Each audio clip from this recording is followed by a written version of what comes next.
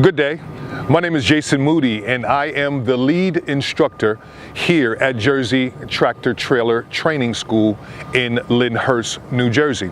Today, what we will be doing for you is taking you through a step-by-step tutorial instructional on the Class B automatic truck and the Class A automatic truck in-cab inspection. This video that you're viewing is crucial to you being able to advance throughout the tests that you will be asked to navigate on your test day. And we want you to understand that the test that you will be taking is not just about you driving. The nuts and bolts, if you will, of what's going to take place on test day is your ability to adequately articulate the nuts and the bolts from the front of this truck to the rear of this truck to the DMV inspector. This portion of the test is an oral examination, and what this video will aid you in doing is getting your lingo and your terminologies together. This way, when test day comes for you, you will be able to articulate what the DMV inspector requires of you on test day. Where we're going to begin is entering our vehicle, and I want you to understand that the way this video has been formatted for you is going to be the way you are going to perform it on test day. No deviations. So what we're going to do now is, as required by the Department of Motor Vehicles, is to enter the vehicle with 3 points of contact. 3 points of contact is 2 hands, 1 foot, or 2 feet and 1 hand is the proper and safe way to enter your vehicle, and they'll be looking for that. And 3 points of contact would be 2 hands, 1 foot, or 2 feet, 1 hand, entering the vehicle, of course, closing our door, and safety will never make you look bad, and we will fasten our seatbelt, which would be our 3 points of contact. Once we enter the vehicle, of course, we put the key in the ignition. I want you to understand throughout your test, you don't have to make eye contact with the DMV inspector. Basically, what you're doing is speaking loud enough so they can hear you and moving slow enough so they could see what you're doing. You're not having a conversation with the DMV inspector. So what would happen is, once I entered the vehicle, I would hand the inspector my paperwork, and at that time, the inspector would say, "Start your pre-trip." And at that time, I would release my seatbelt, of course, taking the key with me. Whenever you're exiting the vehicle on your pre-trip examination, you are taking your key with you. And at that time, I would open my door, and I would physically grab my chocks. It's important to put your key in your pocket. This way, you know, a lot could happen on the way to chalking your wheels. And I would go to the front of the tire. I would put one on the back of the tire, and I would put one on the front of the tire. And for purposes being, at some point throughout the test, we were going to have to release the brakes, and the truck is going to need to remain still while we're performing the duration of the pre-trip examination. Once we've entered the vehicle, we would begin our pre-trip. We would first cycle our gauges by simply cutting the truck on to activate the electricals. While our gauges are cycling, I want everybody to understand that the DMV inspector gives you simple commands. Start your pre-trip. Are you done? Once you begin to operate, there will be no conversation from the DMV inspector. It will be you and the truck, and it will be your time to operate. Now, this particular truck, we have to wait till it somewhat warms up before we can actually start the engine. But before we start the engine, we want to make sure that our pressure is below 90 PSI. We want to make sure that our truck is in neutral, and of course, we want to make sure our valve is out or our brake is on. So once we get in the truck, we look to see our pressure is at 90 PSI. If it is not, at 90 psi, we would fan the brakes down or pump the brakes down until we reach 90 psi or below. That's about right. Once we do that, we will signal to the DMV inspector. I will now do a safe start. We would start the engine.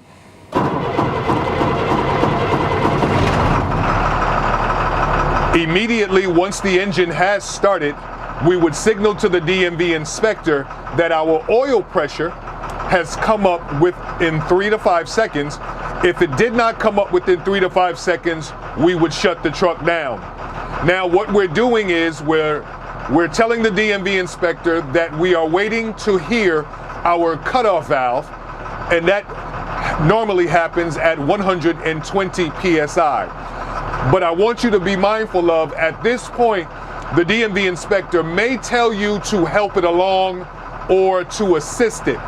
And if by chance they do ask you this, basically what you would do is you would put your foot on the accelerator and slowly raise the RPMs here to between 10 and 15. And what that does is it helps the pressure build quicker. However, if they don't say that, you would just let the pressure build on its own. As you heard what we call the cutoff valve, or what sounds like a sneeze. And once we hear that, we signal to the DMV inspector that I heard my cutoff valve, and it tells me that my pressure is normal and my tanks are full. Once we articulate that, we tell the DMV inspector that I will now do the first part of my air brake test, which is my applied brake test. I would cut the key off. One click. I would cut the key off. I would cut the key on. One click. I would cut the key on, one click, to activate the electricals. Once my electricals are activated, I would push my valve in to release my brakes, which was the purpose of why we chalked our wheels in the very beginning, because we just released our brakes. That means the truck has no restraints. So we need something to hold the truck in place. Hence is why we put the wheel chocks out earlier. Now, once we push our valve in, we get what is called an initial drop of pressure. Your normal pressure, again, is 120 psi. However, once we release the brakes and releasing the air, once we do release the brakes, the pressure will drop slightly, usually about 10 psi, maybe a little more. But what you want to do is you want to wait until that pressure totally bottoms out and you don't hear what the hissing that you heard initially. Now, you signal to the DMV inspector. After my initial drop of pressure, I will do the first part of my air brake test, which is my applied brake test. Now, this is a timed test, and what you will be doing is you will be putting your foot on your brake for 1 minute and 10 seconds. Just for the record, you will have a stopwatch with you that day. However, for the sake of time, I will use my phone, but you will be using a stopwatch. So I would apply my foot to the brake for 1 minute and 10 seconds. But we signal to the DMV inspector that we're only going 1 minute, and we just used the additional 10 seconds as a buffer, just in case their time doesn't quite line up with ours and they started their time maybe 5 or 10 seconds later than we did. Beginning now. And we start our stopwatch. As you heard, when I put my foot on the brake, there wasn't a lot of noise that was created. It's called applied brake test for a reason. When you put your foot on the brake, you simply want to apply. Now, after 1 minute and 10 seconds, we take our foot off the brake.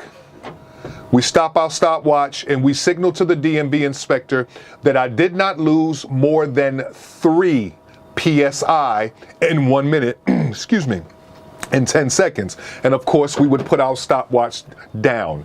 Now, we would signal to the DMV inspector that I will now do my low air pressure warning and buzzer test. I will pump down to 60 psi until my low air pressure warning and buzzer is activated. And what will happen is you will begin to see a light that will show up on the dashboard as it is now, and as you can hear the warning buzzer. Once you hear the warning buzzer, once you have reached your target, you articulate to the DMV inspector that shows me that my low air pressure warning and buzzer is working. Now I will do my spring brake test. I will pump down to 40 psi or below to make sure my spring brakes are activated. And what this is your demonstration that if your pressure gets too low, that your emergency brake will engage. Now, while we are pumping for our emergency brake, we're not watching the gauge, we're watching the valve, because the valve only pops out maybe 1/4 of an inch, and if you turn your head while you're pumping, you may miss it.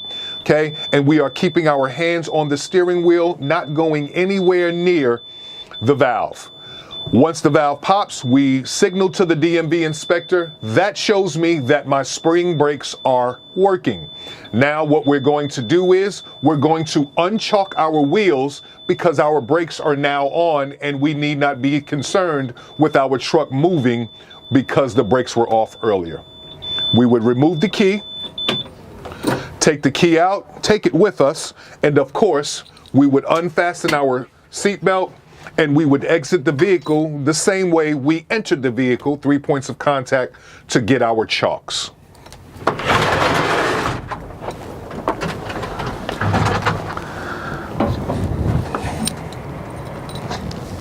And as I'm pulling out, sometimes they get a little lodged in there. If you just give them a little kick, they'll release. And what we're doing is we're returning the chalks to the truck and re-entering the vehicle, 3 points of contact. And of course, we want to make sure that key is always in our pocket, because the last thing you want to do on test day is misplace your key.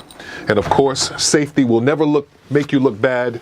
And as we're getting into the vehicle, we always want to make sure when we're operating this vehicle for any reason, we always make sure we put our seatbelt back on.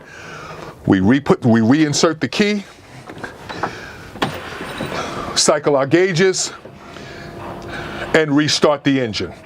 What we're going to do now is, once we restart the engine, we're going to perform our in-cab inspection.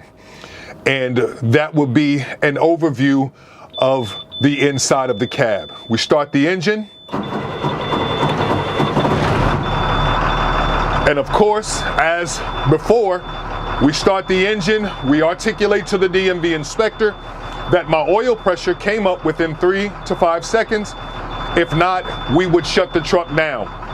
We would also articulate to the DMV inspector my air pressure is building and I'm waiting for my cutoff valve at 120 psi. While I'm waiting, I will do my in-cab inspection. We can start with all of my glass is clean and clear, not cracked or broken, no cracks greater than 1 inch. Be advised, it is important that you engage your vehicle. Lean, point to, touch.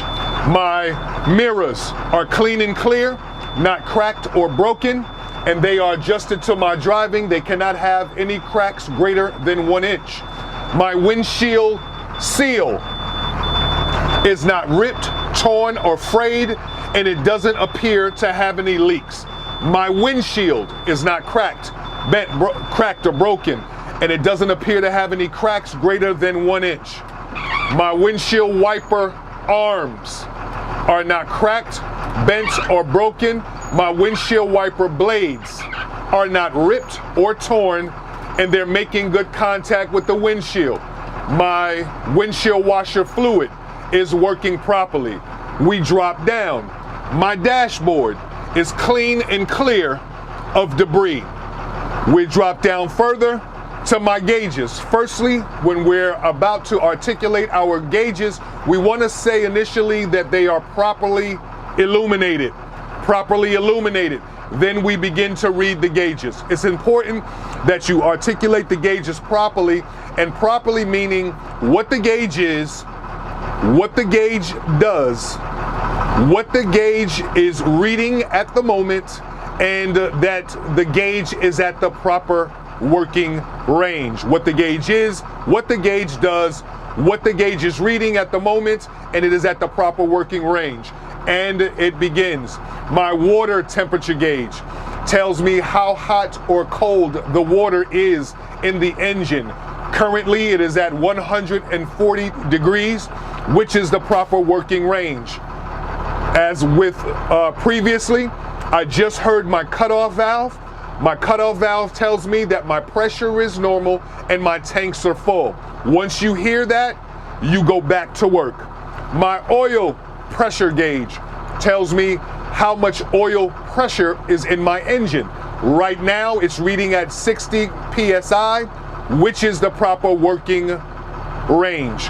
My revolutions per minute, or RPM gauge, or tachometer, can all be used interchangeably.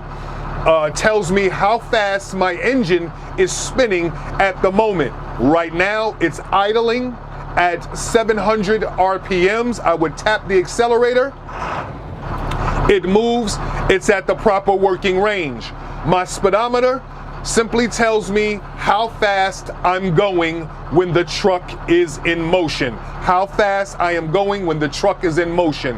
My fuel gauge tells me how much fuel is in my tanks. How much diesel fuel, not gas. We don't use gas for these vehicles. How much diesel fuel is in my engine? Right now, it's a little over 3/4 of a tank, which is the proper working range. My voltometer, or volt gauge, tells me how much my alternator is charging my battery and my other electrical components in my vehicle. Right now, it's reading at 15 volts, which is the proper working level. My air pressure gauges tells me how much air pressure is in my engine, and we just heard the cutoff valve tells me that my pressure is normal and tanks are full at 120 psi. My steering wheel is not cracked, bent, or broken. It has no more than 2 inches of play on a 20-inch steering wheel, and it is properly connected to the steering column that goes under my hood. My city horn works. My left directional works. My right directional works. My 4-way flasher is working. My high beam indicator is working properly. From here, we go to our door. My door, the latch and the catch on my door is working properly. The seal around my door is not ripped, torn, or frayed, and it doesn't appear to be leaking. Close our door. From our door, we would go to our seat belt. We would unbuckle our seat belt. My seat belt is not ripped, torn, or frayed, and it buckles and unbuckles properly. From our seat belt, I suggest you do a lateral. Lateral meaning we'll go over to our blowers. My heat and my defrost on all cycles are blowing properly. Okay, we would drop down to our pedals. My brake and my accelerator are all properly grooved. No grease, oil, or debris or obstructions underneath them. Okay, we will move to our safety equipment. Behind me, I have a 10-pound ABC fire extinguisher behind my seat, fully charged and properly pinned at my disposal. Above your head would be 3 reflective triangles in the event I break down or there is some sort of emergency, and I would place them out accordingly. And in my glove compartment, I would have a fuse for every major component in my truck unless my truck had a circuit breaker. Now, I feel that I am done with my in-cab inspection. However, before you say you are done, give your truck a once-over to make sure you didn't miss anything. It's important for you to do that because oftentimes, if you say you're done and remember that you didn't do something, sometimes they won't allow you to come back to do it, and you would lose credit for something you should have called when you had the opportunity. I think that's done. That completes my in-cab inspection. I will now do the second part of my air brake test, which is called the tug test. Firstly, I will test all of my brakes, or my parking brake. I will test my parking brake. I will put my truck in drive since my parking brake is engaged, and I would give my truck some acceleration, and as you can see, my brakes held. That shows me that my parking brake is holding. Now I will test my service brake, where I would drive 5 or 10 feet to test to make sure my service brake is working properly. I would push my valve in to release my brake, wait for the initial drop of pressure, because when the pressure is still dropping or there is still a hiss, that means the brakes are still releasing. I would pull ahead about 5 or 10 feet, come to a smooth stop, and I would signal to the DMV inspector. That shows me that my service brakes are working. I would re-engage my parking brake, make sure my truck is in neutral, make sure my four-way flashers and my lights are on. I would turn off the key, take the key with me, exiting the vehicle, 3 points of contact. I want you to be aware that the valve can be a bit confusing, but I want you to think of this valve as a horse. Whether you've ridden a horse or not, you've watched a horse on television. And how you stop a horse, you pull back on the reins, because that can be a bit confusing. When you want this truck to stop and remain in place, you pull back on the valve, or you pull back on the reins. You want the truck to proceed or move forward, you would release the reins or push the valve in. And we would exit the vehicle, 3 points of contact, 2 hands, 1 foot, 2 feet, 1 hand, and we would wait further instruction from the DMV inspector. What we want to do once we are called to navigate an outside portion of the truck, depending upon what section you are called to navigate, you will do what is called a general overview. What we're doing here is we're starting at the engine, which you may be asked to do as well. So being that we are starting at the engine, we would do a general overview on the front of the vehicle. And it goes as follows. General overview on my truck. My marker lights up top are not cracked or broken. They are working. They're the proper color, amber. My fender mirrors are properly affixed to my fender. My grille is properly affixed to the front of my truck. And of course, my bumper is properly bolted to my frame. My license plate is visible, it's clean, and it matches the paperwork in the truck. I would slightly back up just a bit to look under my truck to make sure there are no puddles of any type, which would indicate some type of leak. And I would give my truck a general once-over to make sure it's not leaning to one side or the other, which would indicate a low tire pressure or a suspension issue. At this time, we would go and we would unhook the engine because we are about to navigate the engine.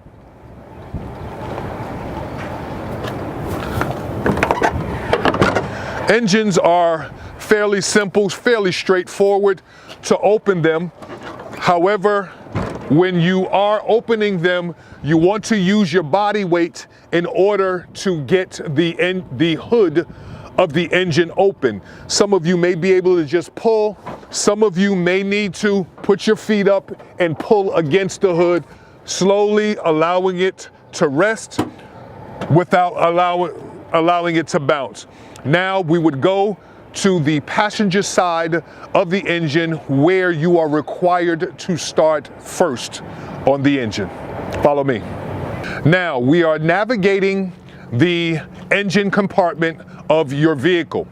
And of course, whenever we come to a new section, we want to give the DMV inspector a general overview of what we see. A general overview is simply you walking up on your vehicle and making sure there is nothing that you see that is abnormal. So a good general overview on any part of the truck would be on general overview, nothing's hanging, nothing's leaking, and nothing's smoking, and you go to work. I want you to be advised that when you're doing your your outside inspection on any part of the truck, all you're doing is speaking loud enough so they can hear you and moving slow enough so they could see you. You don't have to feel that every time you say something to the DMV inspector, you have to gesture to them and look directly at them. They're not going to be in the engine with you. They're going to be standing somewhat behind you, and what they're going to be doing is checking off the appropriate boxes, making sure that you accumulate enough in order to advance. And we go to work. My air filter is not cracked or broken, it's properly clamped. What my air filter does is filter the air that goes into the engine. It is properly bolted and clamped to the firewall. My air filter leads into my turbo. My turbo is not cracked, bent, broken, or damaged. If it was cracked, it would be indicated by black soot coming out of the cracks. My turbo is properly bolted to my engine, and what my turbo does is provide me with more power in higher gears or when I'm heavily loaded. Be advised, whenever you're navigating, you will need to give not only what the item is, but give a brief description of the function of the item itself. Okay, now we move over here to my alternator. My alternator is not cracked, bent, broken, or damaged. It is properly bolted to my engine. The wires coming out of my alternator are not burnt, rotted, or corroded. My alternator is belt driven. The belt can't have less than ½ inch of play and no more than ¾ inch of play, and the belt is not ripped or torn. What my alternator does is charge my battery and the other electrical components in my truck. We drop down here. It is an item, as you can see on the edge of the tubing, there is a yellow clip. That apparatus or that piece there is our water pump. My water pump is not cracked, bent, broken. My water pump is properly bolted to my engine. What my water pump does is send water in and out of my engine as needed. My water pump is belt driven. It runs off of this belt here. The belt itself is can't have less than ½ inch and no more than ¾ inch of play. As you saw, I mentioned the belt with the alternator. I'm mentioning the belt with the water pump. Although it is running off of the same belt, you have to mention it individually to coincide with the part that you are navigating. So the water pump, it's belt driven, and the belt can't have less than ½ inch, no more than ¾ inch of play. We move here to our fan blades. All of my fan blades seem to be in place. None are cracked or broken. We move to our fan shroud. My fan shroud is not cracked, bent, broken, or damaged. It is properly bolted to the radiator. What my fan shroud does is funnel air onto my engine to keep it working, operating at the proper temperature. My radiator is not cracked, bent, broken, damaged, no illegal wells, and I don't see any visible leaks, and it is bolted to my frame. And what my radiator does is store coolant and water to feed to my engine as needed. My frame is not cracked, bent, broken, damaged. I don't see any illegal wells. You're going to hear terms such as illegal wells. An illegal well simply means wells that did not come directly from the factory. And now we're going to move to our leaf springs. My leaf springs are not cracked, bent, broken, damaged. I don't see any illegal wells. My leaf springs cannot have more than a 1/4 inch or 25% damage. My leaf springs are held down to my axle with 2 U-bolts that have 4 nuts underneath. While I'm here, I can mention my axle. My axle is not cracked, bent, broken, damaged, and I don't see any illegal welds. My bump stop, which is also held down with my 2 U-bolts, and my 2 U-bolts underneath have 4 nuts underneath. What my bump stop does, my bump stop, when my truck is bouncing up and down, my bump stop prevents my frame from making contact to my leaf springs. I want you to understand that while you are articulating the outside portion of the whatever section that you are called to navigate, the DMV inspector will not be here on the engine with you. The DMV inspector will be standing back behind you a few feet. Their job is to make sure that you articulate all of the parts that is required for you to advance. So it is important, it is vital that they can hear what you are saying. So you will need to speak loud enough so they can hear you and move slow enough so they can see exactly what it is that you're doing. It makes their job easier. And if their job is made easier, it makes your job easier. We move further to our suspension. My shock is not cracked, bent, broken, or damaged. It's not leaking. I don't see any illegal welds. My shock is bolted to the frame, to the top here, and it's bolted to the bottom to my axle. Now we'll move into our braking system. Here you will find our air hose and ABS line, and of course we need to distinguish them separately. The thick hose is going to be my air hose.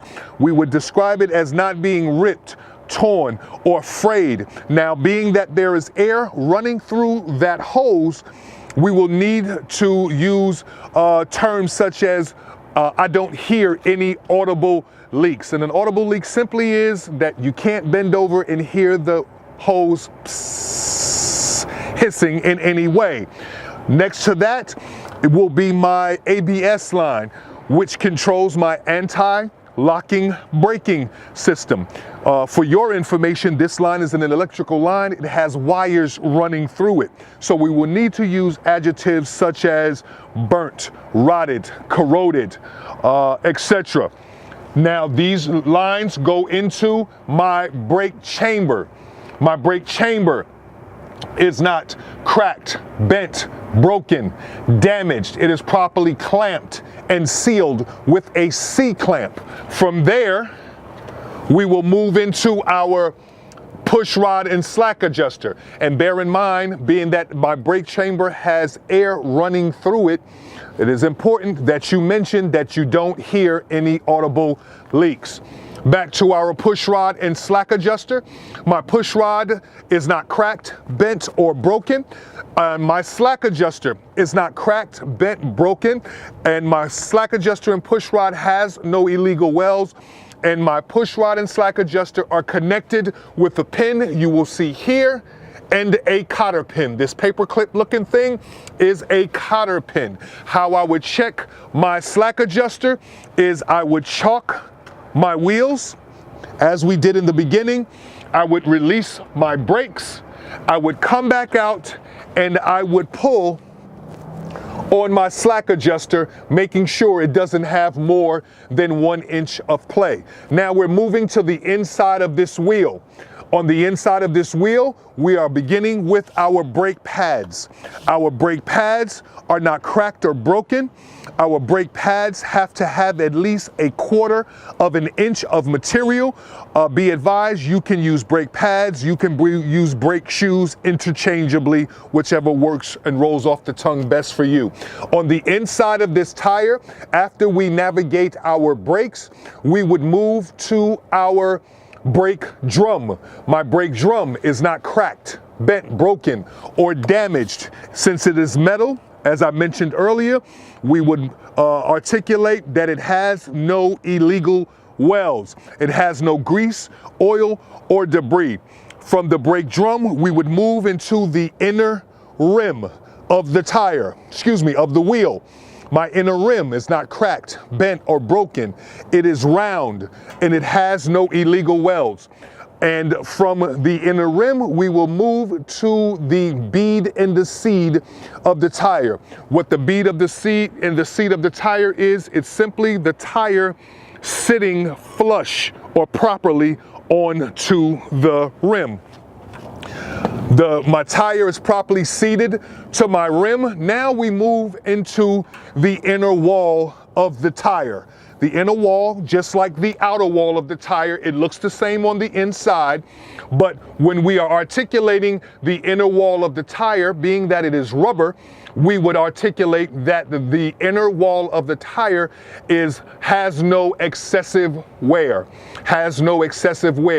and that covers any kind of cuts, any kind of damages, any kind of scrapes. Now, from the inner wall, we move to our tire tread. These are steer tires. So being that these are steer tires, they have to be 4/32 of an inch in tread. Now, you are not required to physically check the tread depth on these tires. However, you are required to articulate how you would check the tire treads on these tires. And you would say, I would use a tire tread gauge and I would check these tires in 3 random places to make sure the tire tread is wearing evenly. These tires, being that they are steer tires, they cannot be recapped, they cannot be regrooved, and they have to match in size and make on both sides of your truck. From there, we move as we did on the inside. Now we are on the outer wall of the tire. My outer wall has no excessive wear. From the outer wall, as we did on the inside, we would mention where our tire is properly seated or sitting flush on the rim, where my tire is seated to the rim properly. From there, I teach you guys that when you come off of the seat, you would back up and you would pinpoint your valve stem here, because as you can see, this tire is rotated, and if you're standing on the tire, you may overlook it or forget that you have to call it. And if you don't call it, something as simple as that can cause you to lose credit for the entire wheel. So my valve stem is not cracked, bent, or broken. It's straight, it's capped.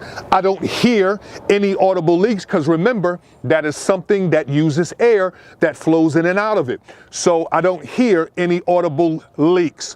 How I would check it, again, you are not required to physically check the pressure on these tires. However, as I mentioned, you are required to articulate how you would check the tire pressure on these tires. And you would say simply, I would use a tire pressure gauge to check the tire pressure, and these tires have to be 100 to 110 PSI, and I would test the tire when it is cool to get an accurate reading.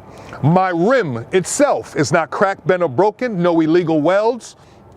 My lug nuts all seem to be in place and they seem to be tight. However, if they weren't tight, it would be indicated by one, possibly shiny metal that you would see under the nut, and or number two, you would see rust streaks because water has pooled behind the lug nut from being loosed and has caused rust streaks to form. Now, the shiny metal is simply, if the lug nut is loose, you get what is called friction or erosion, and you would see shiny metal underneath. My hub seal is not cracked, bent, broken. It is not leaking. All bolts seem to be in place, and it is not illegally welded in any way. Now, before we move forward, it is important that we look under here and we articulate our oil filter. Okay, our oil filter is not cracked, bent, or broken. And simply put, our oil filter filters the oil that goes into the engine. Now, I feel like I'm done, but I encourage you, before you articulate that you are done to the DMV inspector, you give your truck on this side the once over in the event that you may have forgotten something. And this way, once you go to the other side, oftentimes you're not permitted to come back over because you forgot something. So before you venture over to the other side to navigate that side of the engine, you give your truck a once over and we're done. We got everything on this side. Okay, we're halfway through the engine and we are now on the driver's side. Now, once you complete the passenger side, you may be given a directive by the DMV inspector such as, show me what's different, show me what's unique, or show me what's not on the other side. And all three of those statements, show me what's different, show me what's unique, and show me what's not on the other side, all mean the same thing. So with that in mind, what we're going to do is we're going to just show them everything that's on this side that's not on the other side. However, if you're not given that directive, you would come over here and do everything in your suspension, everything in your braking system, just like you did it on the other side, if you're not given that directive. However, if you are given that directive, we're just going to show them what's different. I want to remind you guys that just like on the other side, when we call an item, it is important for us not just to call the item itself and give it a name, but it's important to give us some sort of description. You don't have to sound like you work at AutoZone or you went to Apex Tech. They just want you to give some sort of description. Now, I would suggest you start on the inside of the engine and work your way out. And we'll begin with the fuel filter. My fuel filter, which is this blue apparatus here, my fuel filter is not cracked, bent, broken, or damaged. It's properly bolted to the engine of the truck. What my fuel filter does simply is filter the fuel that goes into my engine. We're working our way out. My transmission dipstick is not cracked, bent, broken. The tube itself is not cracked, bent, or broken. It's not leaking. How I would check my transmission fluid, I would remove the stick. You don't have to remove the stick, but you are required to say how you would check the level on your transmission fluid fill tube. I would remove the stick, I would clean it, reinsert it, and pull it out and making sure it's at the proper level. And if it wasn't at the proper level, I would fill it with the proper transmission fluid in the fill tube itself. Next to my transmission fill tube is my oil fill tube, which is not cracked, bent, broken, damaged, and it is not leaking. I don't see any visible leaks. How I would check my oil dipstick is the same way I would check my transmission fluid dipstick. I would uncap it, I would take it out, I would clean it, reinsert it, pull it back out, making sure it was at the proper level. However, if it wasn't at the proper level, again, I would fill it with the proper fluid in the oil filled tube, which is not cracked, bent, or broken. Here, you will find our windshield washer reservoir. It is not cracked, bent, or broken. It is properly bolted to the frame of the truck. What the windshield washer fluid reservoir does, it sends windshield washer fluid to my windshield to clean it from any dirt or debris. It is properly capped. It is at the proper level. If it wasn't, I would fill it with the proper windshield washer fluid. Here on the inside of this engine, where my hand is our air compressor. Our air compressor. My air compressor is not cracked, bent, broken. It is properly bolted to my engine. And remember, guys, it has air running in and out of it. As I mentioned on the other side, that if it has air in it, it's important for you to mention that you don't hear any audible leaks. Be advised that your air compressor is gear driven. Your air compressor is gear driven. Now we're working our way out. My power steering fluid reservoir is not cracked, bent, broken. It is properly bolted to the frame of the truck. All bolts are in place. It is properly capped and it is at the proper level. However, if it wasn't at the proper level, I would uncap it and fill it with the proper power steering fluid. Okay? Now, the hoses coming out of my power steering fluid reservoir are not ripped or torn, and they are not leaking, and they are properly clamped where applicable. Now, I need you to get in a little tight here because there is a hose, this hose here, this hose here that is coming out of your power steering fluid reservoir is going to lead into your power steering pump, which is here. This hose goes into your power steering pump. What my power steering pump does is pump power steering fluid from the reservoir in and out of my steering box to help me turn safely and efficiently. My power steering fluid pump is gear driven. My power steering fluid pump is gear driven. Now we're working our way out. Okay, my steering column is, it's actually quite dirty, but it has no more than 10 degrees of play in it. It is straight, and it is secured at both ends with two U-joints. U-joints allow movements. U-bolts keep stuff stationary. It is secured at both ends with two U-joints. My steering column leads into my power steering gearbox. It is not cracked, bent, or broken. My steering gearbox affords me the benefit of steering smoothly. It is properly bolted to the frame. All bolts are in place, okay? And it is not cracked, bent, or broken. It is not leaking. It has no illegal wells. Remember, just like with the steering column, it has no illegal wells. Anything metal, no illegal wells. Now, the hoses coming out of my steering gearbox are not ripped, torn, or frayed. They're properly clamped, and they're not leaking. Our coolant reservoir is not cracked, bent, broken, damaged. Is properly bolted to the radiator. I don't see any leaks. It is properly capped, and it is at the proper level. However, if it wasn't at the proper level, I would wait until the coolant reservoir was cool to the touch, and I would fill it accordingly with the proper coolant for this engine. My steering gearbox leads into my 3-piece steering linkage. Pitman arm, drag link, and steering knuckle. Pitman arm, drag link, and steering knuckles. They're not cracked, bent, or broken. I don't see any illegal wells anywhere.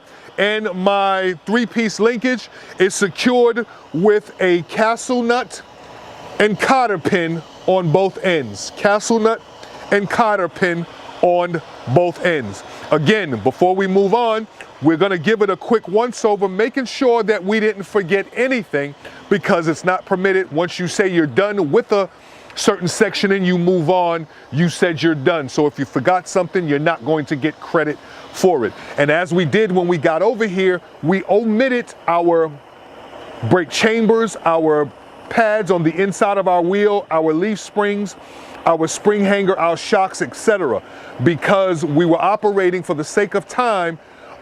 When you come over here, the DMV inspector may give you the directive of show me what's different, show me what's unique, or show me what's not on the other side. All three of those statements mean the same. However, if you don't get that directive, you would navigate all of your suspension, your braking system, and on the inside of your wheel. Now, we're on the side of the vehicle, and where we're going to start at is our mirror bracket. My mirror bracket is not cracked, bent, broken, damaged. It is properly bolted to the side of my truck, and I don't see any illegal wells. My grab handle here and my grab handle here are not cracked, bent, or broken. It's what I use just to get inside the vehicle. My door handle works properly. My door opens and closes properly. My steps are not cracked, bent, broken. I don't see any illegal wells. My steps are properly bolted to my frame on the inside. Here, you will find my battery box. My battery box is not cracked, bent, broken, or damaged. The wires coming out of my battery box are not ripped, torn, or frayed, burnt, rotted, or corroded. Below my battery box, you will find my air tank. My air tank is not cracked, bent, or broken. It is secured to my frame with 2 U-bolts, properly secured. I don't hear any audible leaks coming from my air tank, because remember, it has air inside of it, so anything air, audible leaks. Anything liquid, visible leaks. The hoses coming out of my air tank are not ripped, torn, or frayed, and in my hoses, I don't hear any audible leaks as well. Okay, I'm at the side of my vehicle. The side of my vehicle is not cracked, bent, or broken. I don't see any holes or intrusions. All of my rivets seem to be in place. Okay, my hinges on my door are not cracked, bent, or broken. I don't see any legal wells, and that's what allows my door to swing back and forth. My door handle is in the locked position. My lights here, marker lights here, are not cracked, bent, or broken, and it is the proper color, red. I will drop down. I have DOT reflective tape here and on the end of my vehicle with DOT reflective tape. My skirt is not cracked, bent, or broken. It doesn't have any rivets missing, which would indicate a weak floor. My step is not cracked, bent, broken, or damaged, no illegal welds. My flasher or my signal or my directional is not cracked, bent, or broken. It's working, proper color, amber. From there, I'll go to my frame underneath my vehicle. My frame is not cracked, bent, broken, or damaged. The box of my truck itself is held down with 2 U-bolts here and here. They hold my box down to my frame. My U-bolts are not cracked, bent, broken, damaged. Here, underneath, you will find my drive shaft. My drive shaft is not cracked, bent, broken, or damaged. It is secure at both ends with 2 U-joints, front and back. And at the back of my drive shaft, again, you will have a U-joint that is connected to my rear axle, which is that big round pumpkin looking thing there. It is not cracked, bent, broken. It has no illegal wells, and it is not leaking. On the sides here and here, you will find our brake chambers. Our brake chambers are not cracked, bent, broken, damaged. They're properly clamped and sealed, and of course, since there's air running through there, I don't hear any audible leaks. Going into my brake chamber, this thick hose here is my air hose. It is not ripped, torn, or frayed, and remember that being that there's air running through there, I don't hear any audible leaks. The little thin line here would be my ABS line, which controls my anti-locking braking system. It is not rotted or corroded, burnt, or is it illegally taped. Now we're going to move to our suspension portion of the vehicle. Here we will find my spring hanger. My spring hanger is not cracked, bent, broken, damaged. It is properly bolted to the frame of my truck. All bolts are in place. Here you will find my leaf springs. My leaf springs are not cracked, bent, broken, no illegal welds, and also my leaf spring hanger has no illegal welds.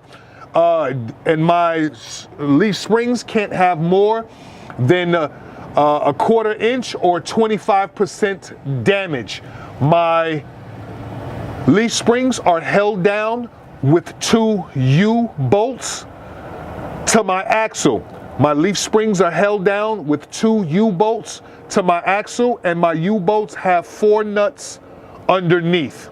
My leaf springs are held down, as you can see, with 2 U-bolts here and here, and my U-bolts have 4 nuts underneath, and my U-bolts hold my leaf springs down to my axle. My tire portion, my inner walls of my tires are not have no excessive wear. These are drive tires. These tires have to be at least 2/32 of an inch. And as I mentioned on the tires up front, you don't have to physically check the tire tread, but what you do have to do is articulate how you would check the tire tread. And you would use a tire tread gauge, and you would check the tires in 3 different places to make sure the tire tread is wearing evenly. My inner walls of my tires have no debris, and they have no excessive wear. If you look down these tires, these rims are butted rims. That means the rims are pretty much, they look like they're turned inside out. They're butted rims on this tire. And there is no debris of any kind on the inside of these tires. As you can see here, we can navigate that while we're here, our first valve stem, because being that we have 2 tires, they're going to be 2 valve stem. But you can see one of them here. My valve stem is not cracked or broken. It's straight, it's capped. I don't hear any audible leaks.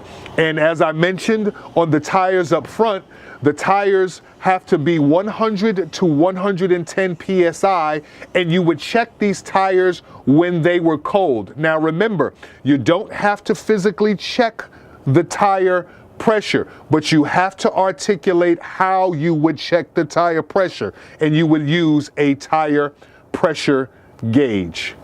These tires, they can be recapped, they can be regrooved. The outer wall of my tire has no excessive wear.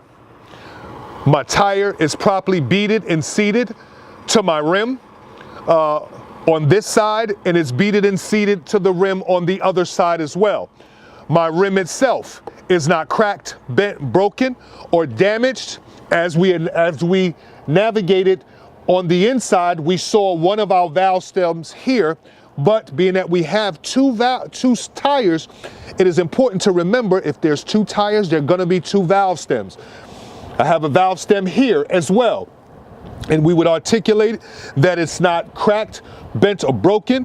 It's straight, it's capped, and you don't hear any audible leaks. And as I mentioned, that the tire pressure on these tires have to be 100 to 110, and we would test the tire pressure when the tire is cold. My lug nuts are all in place. They seem to be tight. If it wasn't, it would be indicated by rust streaks or shiny metal. My axle seal axle seal is not cracked, bent, broken, damaged, leaking, and all bolts seem to be tight. If it wasn't, it would be indicated by rust streaks coming down or shiny metal behind the lug nut. I need for you guys to remember that once you know one tire, you know every tire. Wherever there's a tire, whatever is on that front tire that you navigate is going to be on every tire. So I don't want to make anybody feel that once you come to a new wheel, you have to reinvent the wheel. But on this tire, on this wheel, you will have your slack adjuster and your push rod. You would mention that your push rod is not cracked, bent, or broken. It has no illegal wells. You would mention that your slack adjuster is not cracked, bent, broken. It has no illegal wells. Okay? You would also mention, as we did in the front, that our push rod and slack adjuster are connected to one another with a pin and a cotter pin, just like the ones in the front. And we would check our push rod and our slack adjuster the same way we checked it in the front of the vehicle. We would chalk the wheels, go to the front, release the brakes, and we would come back out and we would pull on it, making sure the slack adjuster doesn't have more than 1 inch of play. My mud flap is not cracked, bent, broken. It's properly suspended. It's properly bolted to the bottom of my box. What my mud flap does is when debris is kicked out, it prevents it from being slung into a vehicle that is behind us. We move to our back of our box. We start from the top down. My lights are not cracked, broken, or damaged. They are all working and they are the proper color, amber. My door cables are not cracked, broken, or damaged, or illegally welded. My door itself to the back of my box has no holes or intrusions. I do have DOT reflective tape here, here, here, and here, and it is in place. My door handle is in the lock position. My platform is not cracked, bent, or broken, damaged, has no illegal wells, and this is where I would stand when I'm performing a task. My DOT bumper or my DOT bar is not cracked, bent, broken, or damaged, no illegal wells, and what my DOT bar or my DOT bumper does is prevent somebody who may be traveling at a high rate of speed, preventing them from rolling directly under my vehicle. Now we would come around here and we would see our license plate. Here you will find my license plate. It's important that you mention that your license plate is properly illuminated, visible, and matches the paperwork inside of your cab. To my left and to my right, you will see my flashers flashing, my flashers or my brake lights. They're the proper color, red, and they are working properly. Okay, we are now on the passenger side of our box, or the passenger side of the truck. Now, once you get here, once you've navigated that side of the truck, once you get here, unless the DMV inspector specifically says they don't want to hear anything about this side of the truck, you would work your way down the side of that truck just like you worked your way down the side of the other truck, but of the other side of the truck. But right now, I need for you to follow me because there are at least 2 things on this side that you need to be made aware of. Come follow me. Here, you will find my exhaust system. My exhaust is what funnels the exhaust from the engine out the back of the truck. It's not cracked, bent, broken, or damaged. It has no illegal wells. If it were cracked in any way, it would be visible by black soot coming out of the exhaust. Here, you will find your fuel tank. My fuel tank is not cracked, bent, or broken. My fuel tank itself is not leaking and it has no illegal wells. It is secured with 2 metal straps with rubber backing underneath, and they are connected to my frame. Here you will find my fuel cap. It's properly secured. If I wanted to check it, I would take it off. Remember, this is not something you have to do, but it's something that you will need to articulate how you would do it. My fuel cap is not cracked or broken. How I would check it, I would take it off. I would make sure it had a rubber seal and a safety chain on the inside, and I would reattach it to my fuel tank. Here at Jersey Tractor Trailer, we pride ourselves in one-on-one training, elite equipment, and state-of-the-art instruction. But I need to inform each and every one of you, we will teach you everything that needs to be taught about this truck from the front to the back. But what we cannot do, we cannot make you study. This is where you're going to have to be proactive at home. And we assure you that the results will always be positive when you put your best foot forward. So I encourage you, study the information, ask questions of your instructor, and study the information. And we assure you that the outcome that you look for, you will find. Thank you for choosing Jersey Tractor Trailer. We'll see you on your lesson.